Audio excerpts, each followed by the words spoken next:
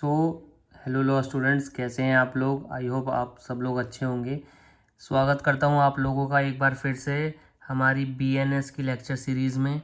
Last class में हमने definitions पढ़ी थी, 1 to 4 डेफिनेशन पढ़ी थी हमने, मतलब, और अब हम उनसे आगे पढ़ेंगे। 1 to 4 बोले तो सेक्शन 2 सबसेक्शन 1 सबसेक्शन 2 ऐसे करके हमने पढ़ी थी।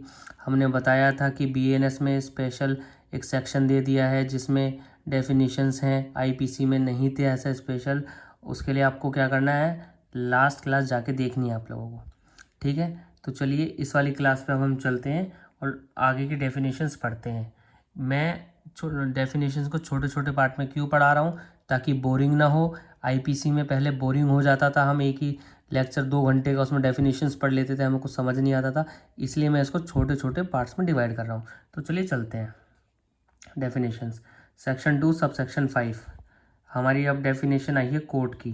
कोर्ट का क्या मतलब होता है। कोर्ट मीन्स अ जज who is empowered by law to act judicially alone और अ बॉडी ऑफ जजेस। सिंपल सी भाषा बोल रहा है ये।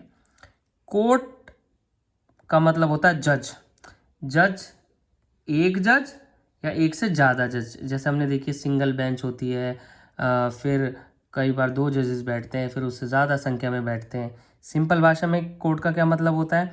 कोर्ट एक ऐसी जगह है जहाँ पे जज अपनी पावर को जुडिशली एक्सरसाइज करता है, और वो एक जज भी हो सकते हैं और 2 जजेस, मतलब एक से ज़्यादा जजेस भी हो सकते हैं। उसका मतलब होता है कोर्ट। और ये डेफिनेशन हमारे आईपीसी में कहाँ दे रखी थी, हमारे आईपीसी में ये डेफिनेशन दी हुई थी सेक्शन 20 में।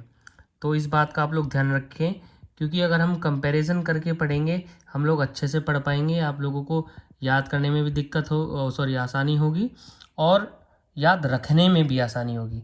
तो इस चीज़ का आप लोग ध्यान रखिएगा, ठीक है। अब अगली हमारी डेफिनेशन है subsection 6 death. Death means the death of human being unless the contrary appears from the context. यहाँ पे सिंपल बोल रहा है कि डेथ का मतलब है भैया किसी ह्यूमन बीइंग की डेथ, अनटिल अनलेस कहीं अलग से स्पेसिफाई किया हो किसी और चीज़ की, और कुछ हो तब तो कुछ और हम मानेंगे, वरना नॉर्मली आप समझिए मतलब बीएनएस में डेथ का मतलब होगा कि ह्यूमन बीइंग की डेथ। सबसेक्शन 7 हमारा क्या बोलता है, dishonestly. Dishonestly means doing anything with the intention of causing wrongful gain to one person और wrongful loss to another person.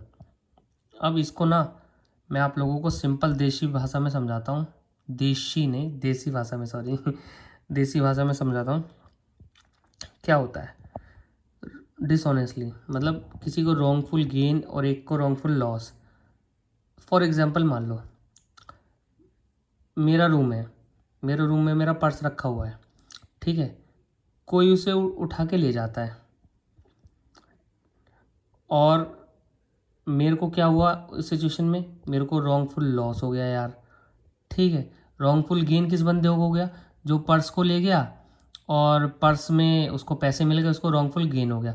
मतलब मैं लीगली एंटाइटल्ड हूँ किसी चीज़ के लिए, और अगर वो चीज़ मेरा इन्फ्रिंजमेंट होता है उस चीज़ का, मुझे नहीं मिलती या कोई गलत चीज़ से उसको यूज़ कर लेता है, तो मेरा रॉन्गफुल लॉस हो जाएगा। रॉन्गफुल गेन कैसा हो जाएगा उस पर्सन का, वो लीगली एंटाइटल नहीं है मेरे पैसों का ऑब्वियसली, या किसी के भी पैसों का। अगर कोई पर्स रखा है, कोई थर्ड पर्सन आके ले जा रहा है उसमें से पैसे, या पूरा पर्स ले जा रहा है, तो उसको रॉन्गफुल लॉस हो रहा है ना।